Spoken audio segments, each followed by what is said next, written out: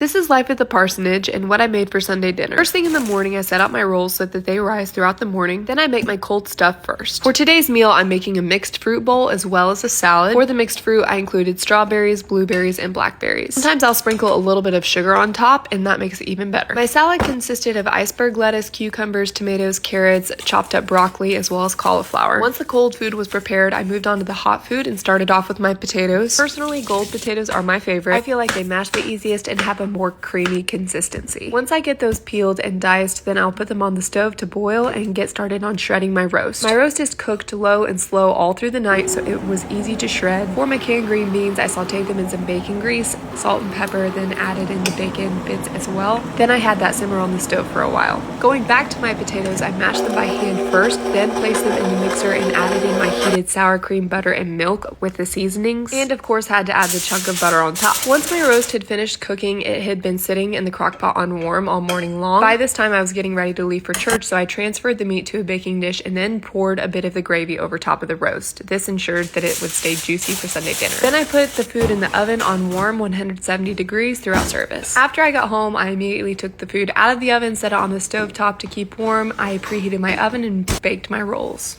Then the last thing to make for this dinner was the sweet corn. Jameson's grandparents always gives us sweet corn from their garden, so that's why it comes in these Ziploc bags. And this was our Sunday dinner.